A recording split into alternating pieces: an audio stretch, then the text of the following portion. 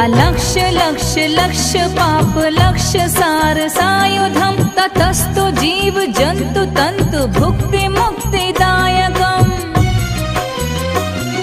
विरंचि विष्णु शंकर सखीय धाम वर्मदे त्वदीय पाद पंकजं नमामि देवी नर्मदे